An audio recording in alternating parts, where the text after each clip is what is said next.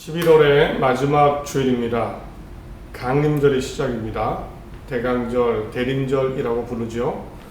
깨어 준비하는 삶, 기쁨의 회복, 이런 제목으로 마태복음 24장 본문입니다. 강림절은 성탄절이 오기 전에 4주간의 기간입니다. 의미를 크게 이렇게 두 가지로 정할 수 있습니다. 이 땅에 오신 예수님을 기억하고 전하는 것, 다시 오신 예수님을 다시 기억하는 그런 기간입니다. 강림절. 그리고 또 이런 것도 있습니다. 다시 오실 예수님을 온전히 맞이하기 위해 믿음과 삶을 잘 준비하는 기간입니다. 어찌되었든 예수님이 오신 것, 다시 오실 예수님을 준비하는 그 강림절, 이번 주부터 시작입니다. 그래서 마태복음 24장입니다. 조금은 딱딱한 내용처럼 느껴질 수 있지만, 내가 세상 일이 바쁜데, 세상에 할 일이 많은데, 문제가 많은데, 그러나 우리는 결국 하나님 나라를 바라보는 사람입니다. 세상이 아니라 구원 천국을 기대하는 사람들입니다. 오늘 말씀, 깨어 준비하는 삶, 하나님 나라를 마지막 때로 준비하는 믿음에 관한 것입니다. 잘 마음에 새기고 또 기쁨으로 돌아가 힘차게 살아가는 우리 모두가 되시길 간절히 바랍니다. 오늘 24장 본문을 보면 예수님이 제자들과 함께 성전에서 걸어 나가고 계셨습니다. 들어오신 것이 아니고 이제 성전에서 나가신 겁니다. 나가시자 이제 화려한 웅장한 성전 건물이 보이죠. 그래서 어떤 제자가 그 성전 건물을 보고 감탄해서 예수님께 그 건물을 향해 손을 가리킨 겁니다. 보시라고. 마가복음 13장에는요 똑같은 기록이 있는데 한 제자가 이렇게 직접 말했다고 합니다. 선생님, 이것 좀 보십시오. 굉장한 돌이죠. 얼마나 훌륭한 건물입니까? 이 제자는 그 성전이 영원할 거다. 정말 웅장한 성전을 보면서 예수님도 보고 감탄하실 거라 생각을 했습니다. 그런데 예수님은 이 제자의 말에 전혀 맞장구를 치지 않으시고 오히려 정반대의 이런 예상치 못한 말씀하셨습니다. 2절에 대답하여 이르시되 너희가 이 모든 것을 보지 못하느냐? 내가 진실로 너희에게 이르노니 돌 하나도 돌 위에 남지 않고 다 무너뜨려지리라. 이 성전 건물이 돌 위에 돌 하나가 남지 않을 정도로 완전히 파괴될 거다. 사실 예수님은 이 성전의 앞으로의 일을 알고 계셨습니다. 화려하고 영원할 것 같지만 이 성전이 완전히 무너지는 때가 있습니다. 실제로 역사적으로 이후 70년에 로마 장군에 의해서 예루살렘 성전, 이 성전이 완전히 불에 타고 완전히 무너지게 됩니다. 예수님은 이런 일이 있을 것을 아셨기 때문에 제자의 말에 화려합니다, 웅장합니다, 전혀 호응하지 않으시고 돌 위에 돌 하나도 남지 않을 거다, 이 말씀을 하신 겁니다. 제자들 충격이었겠죠. 또 궁금했을 겁니다. 성전이 완전히 무너지고 돌 위에 돌 하나가 남지 않을 정도. 전혀 그럴 것 같지 않은데 그런 일이 벌어진다고 하시니까 궁금증이 커졌을 겁니다. 그때는 언제일까? 또 그때뿐만 아니라 그러면 세상 마지막 끝날에는 어떤 일이 있을까? 궁금했습니다. 그래서 예수님과 함께 감람산에 올라가셔서 성전을 마주 바라보고 앉아있을 때 제자들이 정말 궁금한 것 두 가지를 물었습니다. 4절에 예수께서 감람산 위에 앉으셨을 때 제자들이 조용히 와서 이르되 우리에게 이르소서 어느 때에 이런 일이 있겠사오며 주의 임하심과 세상 끝에는 무슨 징조가 있사오리까? 예수님 말씀하신 대로 먼저 성전이 완전히 무너지는 때, 저 성전이 완전히 무너지는 때는 언제입니까? 그 시기, 그때를 알고 싶습니다. 그리고 또 한 가지 있습니다. 주님이 다시 오시는 때, 곧 세상의 끝날에는 어떤 징조가 있습니까? 혹시 제자들은 성전이 무너지면 세상이 끝난다라고 생각했을까요? 예루살렘 성전이 무너지면 결국 세상 끝이다, 이런 생각이 있었을까요? 어쨌든 아무튼요, 제자들은 정말 예수님, 성전이 그렇게 완전히 무너진 때가 언제입니까? 그리고 예수님이 다시 오시는 마지막 때, 그때쯤 되면 어떤 징조, 현상이 있겠습니까? 제자들은 정말 궁금해서 물었을 겁니다. 그 화려한 성전이 무너지는 거 사실 상상을 못하죠. 상상도 안 되고, 그때가 일어나서 그런 일이 일어났을 때 나는 어떻게 될까? 우리는 어떻게 될까? 많은 생각이 들었을 겁니다. 그래서 물었던 겁니다. 24장, 25장은 이에 대한 예수님의 대답이십니다. 아주 명확하고 구체적입니다. 우선 말씀하시죠. 첫 번째로, 그때는 나도 모른다. 아무도 모른다. 분명히 그때가 있지만 아버지 하나님만 아신다. 32절, 그러나 그날과 그때는 아무도 모르나니 하늘에 있는 천사들도 아들도 모르고 아버지만 아시느니라. 마치 노아 홍수 때, 심판 때 그 날짜와 된 때는 오직 하나님의 결정이었습니다. 노아가 방주를 열심히 만들긴 했습니다. 정확히 그때는 몰랐습니다. 사람들은 홍수가 날지 전혀 예측도 모르고, 예측을 못하고 먹고 마시고 결혼했습니다. 그 날을 모르니까. 마찬가지로 지금 이때도 하나님이 예루살렘을 무너지게 하는 그때, 그리고 세상 끝날 그때는 아무도 모른다. 나도 모른다. 심판이 분명히 있겠고 예루살렘이 무너지겠지만 그때는 하나님만 아시는 하나님의 고유 권한이다. 사람도 나도 모르고 천사도 모르고 아무도 모른다. 마지막 때에 대한 정확한 사실입니다. 이렇게 보면 종말이 언제다, 12월이다, 내년이다, 2000 몇 년이다, 다 얼마나 허무맹랑한 말입니까? 다 가짜입니다. 그때는 아무도 눈치챌 수 없습니다. 아무도 모르는 때, 그때가 예루살렘 무너지는 것처럼 마지막 심판의 순간입니다.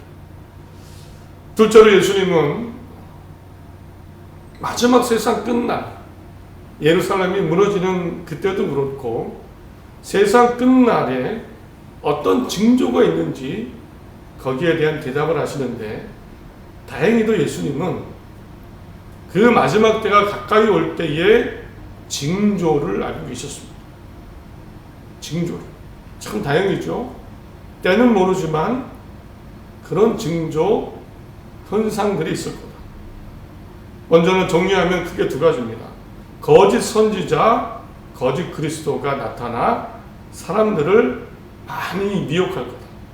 5절, 많은 사람이 내 이름으로 와서 이르되 나는 그리스도라 하여 많은 사람을 미혹하리라. 11절, 거짓 선지자가 많이 일어나 많은 사람을 미혹하겠으며 24절에 거짓 그리스도들과 거짓 선지자들이 일어나 큰 표적과 기사를 보여 할 수만 있으면 택하신 자들도 미혹한다. 첫 번째 징조는요, 내가 그리스도라는 사람이 참 많을 거다. 내가 다시 오신 그리스도 예수다. 심지어는 표적과 기사가 일어날 거다. 진짠가? 진짠가? 라고 느낄 정도로 표적과 기사, 놀라운 일들, 많은 내가 그리스도라는 많은 사람들이 일어나서 할 수만 있으면 택하신 구원받은 자까지 미혹할 것이다. 구원받지 못한다. 감이 오시죠? 그때 마지막 때에 가까이 올 때는 거짓 그리스도, 거짓 예수님, 가짜 예수님, 가짜 선지자가 많을 거다. 또 하나 있습니다. 마지막 때가 가까이 올 때 징조는, 현상은 서로 미워하고 불법이 많아지고 사랑은 싫어질 거다. 7절 민족을 나라가 나라를 대적하여 일어나겠고 곳곳에 기근과 지진이 있으리라. 10절 그때 많은 사람이 실족하게 되어 서로 잡아주고 서로 미워하겠으며 서로 배반하고 미워할 거다. 12절 불법이 성함으로 많은 사람의 사랑이 식어지리라. 시간이 흐를수록 인간의 지성과 문명이 발달하면서 인문학이 발달하고 사람에 대해서, 인간에 대해서, 세상에 대해 연구하면서 평화가 올 거다. 사람들이 서로를 이해하고 알게 될 거다. 그런데 21세기 들어오니 정반대죠. 전혀 그렇지 않습니다. 국가 간의, 민족 간의 전쟁이 곳곳에 벌어지죠. 도무지 이해가 안 되는 전쟁입니다. 사실 왜 그럴까? 왜 이런 일이 벌어질까? 나라 간에 다툼이 일어나고 21세기에 과연 이런 일이 일어날 수 있는가? 또 개인과 사람에 대해서도 도대체 왜 이럴까? 탄압과 불법과 속임수와 미움이 늘어나죠. 우리 사회에서 일어나는 일들, 범죄들, 국가 어떤 나라나 일어나는 인권을 유린하고 사람이 죽어가는 모습들. 지금 어떤 시대입니까? 알 만큼 아는 시대인데 예수님 말씀하신 대로 마지막 때가 가까이 오면 미워하고 불법이 성하고 사랑이 식어질 거다. 예수님은 분명하게 말씀하셨습니다. 징조를 말씀하셨습니다. 그러나 그때는 알 수가 없어요. 결국 예수님은 제자들에게 그 물음에 답을 주시고 마지막에 제자들에게 이런 말씀하셨습니다. 그러니까 깨어 있어야 된다. 정신 바짝 차리고 준비해야 된다. 42절 그러므로 깨어 있으라. 어느 날에 너희 주가 임하는지 너희가 알지 못하니라. 너희도 아는 바니 만일 집주인이 도둑이 어느 시각에 올 줄을 알았더라면 깨어 있어 그 집을 뚫지 못하게 하였으리라. 이러므로 너희도 준비하고 있으라. 생각지 않은 때에 인자가 오리라. 내가 생각지 못한 때에 올 것이다. 사람의 감각 생각으로는 전혀 예상이 안 되는 그때 올 거다. 하나님만 아신다. 우리는 알지 못한다. 너희도 알지 못한다. 도둑이 언제 올지 모르는 것처럼. 그러므로 깨어 있어서 준비해야 된다. 마지막 때로. 이 말씀을 하실 수밖에 없지요. 그때를 모르기 때문에. 전혀 예상이 안 되는 그런 순간일 수 있기 때문에. 그런 순간이기 때문에. 깨어있어 준비해야 된다. 그러면 깨어있는 게 뭘까? 어떻게 하면 준비하는 걸까?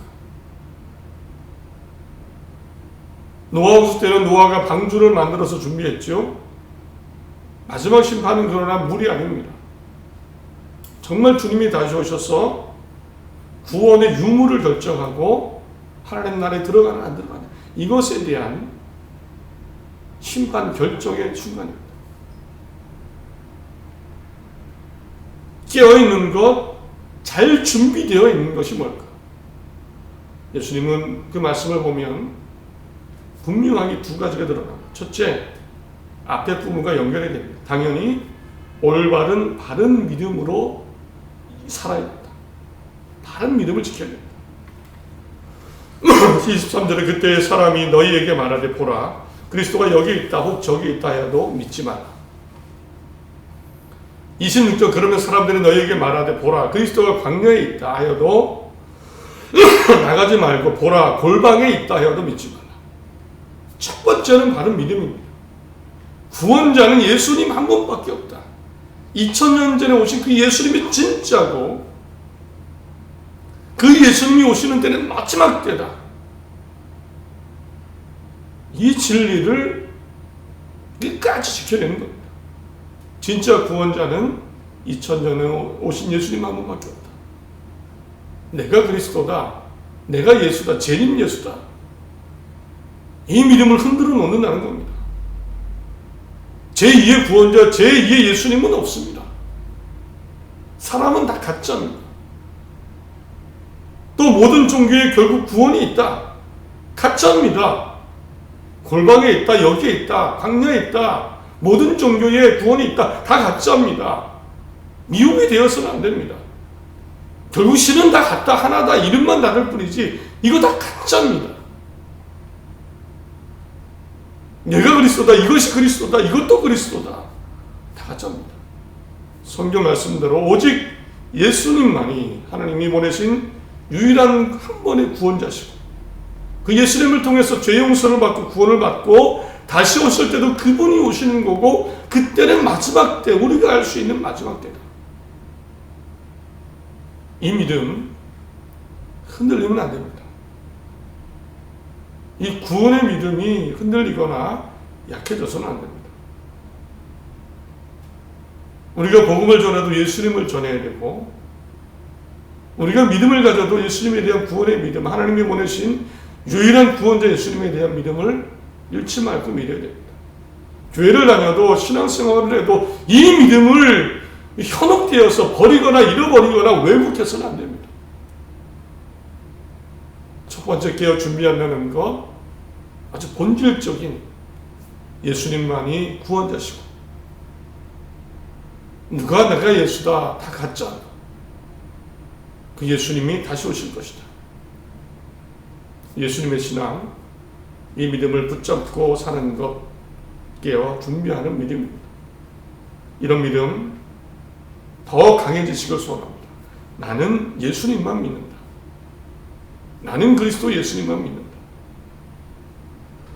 둘째로, 그런데 또 하나 있습니다. 중요한 우리 그리스도의 믿음, 순수한 믿음, 오염되지 않은 믿음도 중요한데, 깨어 준비하는 것에는 또 하나가 있습니다. 45절, 46절, 충성되고 지혜 있는 종이 되어 주인에게 그 집 사람들을 맡아 때를 따라 양식을 나눠줄 자가 누구냐. 주인이 올 때에 그 종이 이렇게 하는 것을 보면 그 종이 복이 있으리라. 때를 따라 양식을 나눠주는 충성되고 지혜로운 종 이야기를 하십니다. 특별히 때를 따라 양식을 나눠줄 자. 참 특이한 표현이죠. 생각해보면, 문맥상으로 보면, 이야기 내용으로 보면 뜬금없이 나왔습니다. 때를 따라 양식을 나눠줄 자. 이 때를 따라 양식을 나눠주는 자가 충성되고 지혜로운 종입니다. 그리고 깨어있는, 준비하는 종이라는 의미죠. 더 정확한 의미가 25장 마지막 비유에 나옵니다. 세 번역으로 25장 33절 이후를 읽어드립니다. 과연 깨어 준비하는 지혜롭고 충성된 종이 누굴까? 양식을 나눠준다는 건 어떤 의미입니까?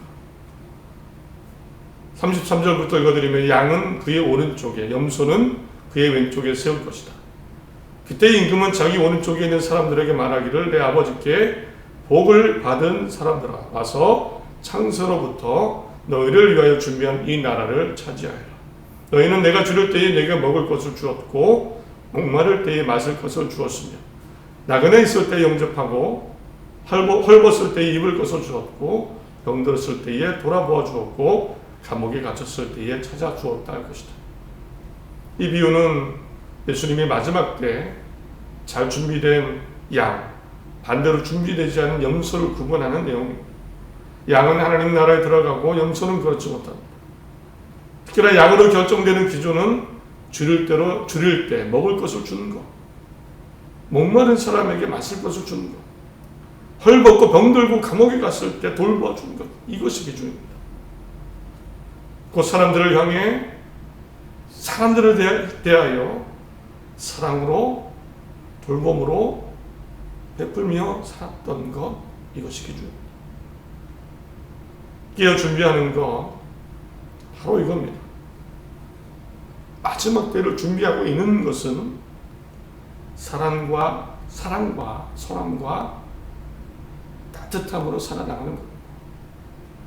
세상에는 사랑이 식어지지만 거기에 나도 덩달아 쫓아가는 것이 아니고, 나는 사랑을 지켜내고 사랑으로 사는 겁니다. 완전하지 않고 어쩌면 냉랭하기도 할 수 있습니다. 감동이 없을 수도 있겠죠. 그러나 사랑과 선을 따뜻함을 잃지 않고 사는 겁니다. 내 영혼과 삶에는 실제로 도와주고 베푸는 것. 저는 왜 예수님이 사람들의 병을 고쳐주셨는지, 왜 귀신 들린 아들, 아픈 여인, 불치병의 사람들을 도와주셨는지, 왜 자신을 못 박은 사람들을 향해, 왜 그들을 향해 용서하셨는지, 십자가에서 죽고 가시면서도 못 받고 옷을 나눠 가지는 비웃는 사람들을 향해 예수님이 말씀하셨죠. 예수께서 이르시되 아버지여 저들을 사하여 주옵소서. 자기들이 하는 것을 알지 못합니다. 그들에 대해서 무슨 심판을 말씀해도 시원찮으실 텐데 하나님 저들을 용서해 주십시오. 용서해 주십시오. 저들은 지금 뭘 하는지 모릅니다. 자기들이. 왜 예수님이 전 인류를 구원하는 우주적인 놀라운 위대한 큰 사건 아닙니까? 그 일을 하시면서 어떻게 보면 아무것도 아닌 없어질 일인데 뭐 병 고친다고 귀신 내어 쫓는다고 용서한다고 그게 뭐 큰 의미가 있습니까? 어차피 죽을 몸이고 세상에는 끝이 있는데요. 구원에 비하면 아무것도 아니죠. 그런데 예수님은 그렇게 하셨습니다. 병자를 고치시고 가난한 자를 찾아가 만나시고 배고픈 사람들에게 오병이어로 먹이시고 왜 그렇게 하셨을까? 전에는 이런 생각만 했습니다. 예수님이 권위를 보여주기 위해서 하나님의 아들이라는 권위, 그래서 기적으로 병도 고치시고 놀라운 오병이어의 기적도 해마시고 예수님은 진짜 권위 때문이라고만 생각했습니다. 그런데 말씀을 준비하면서 이런 생각이 들었습니다. 예수님도 온전한 인간으로 오신 겁니다. 온전한 인간으로 오셨기 때문에 예수님도 온전한 인간으로 마지막 때로 준비하는 그 삶을 당연하게 살아나가신 겁니다. 사랑의 삶. 남을 도와주고 불쌍히 여기는 삶. 그래서 병을 고쳐주셨고 그들의 먹을 것을 기적으로 만들어주십니다. 예수님은 사랑이 식어지는 세상에서 깨어 준비하는, 사랑으로 깨어 준비하는 삶을 당연히 그냥 사신 겁니다. 그래서 예수님이 진짜죠. 진짜 예수님이고 진짜 인간으로 오신 진짜 하나님의 아들 구원자신 겁니다. 성전 안에서 그냥 하나님 나라 복음만 전하셨다면 회당 안에서 사람들 만나시고 하늘나라가 올 것이다. 배고프고 힘들고 병들고 가난한 자를 그냥 두셨다면 눈앞에 보이는데 저는 예수님이 가짜라고 생각합니다. 말씀은 사랑으로 살라고 하시는데 그렇게 하시고 본인은 그렇지 않다면 가짜지요. 그런데 아닙니다. 진짜 예수 인간으로 오셨기 때문에 마치 모범을 보이신 것처럼 당연하게 그들을 고쳐주시고 돌봐주시고 만나주시고 먹이셨던 겁니다. 깨어 준비하는 삶을 예수님도 사셨습니다. 우리 이렇게 살아야 됩니다. 마지막 때는 다가오고 있습니다. 이렇게 살아야 됩니다. 이렇게 살며 하나님 나라에 대한 소망, 또 하나님이 함께 하실 겁니다. 이런 삶 하나님이 함께 하십니다. 분명 마음의 평안을 다시 얻으시고 담대함을 가지고 세상으로 돌아가 사랑으로 사시면서 도와주시는 하나님을 만나는 기쁨으로 사는 우리 모두가 되시기를 간절히 소원합니다. 특별히 강림절 여러 가지 삶의 어려움과 힘든 일이 있겠지만 하나님 안에 예수 그리스도 안에 구원을 바라보며 또 함께 하신 하나님을 바라보며 소망하시며 기쁨으로 강림절 기간 또 새로운 한 주를 보내시기를 간절히 바랍니다.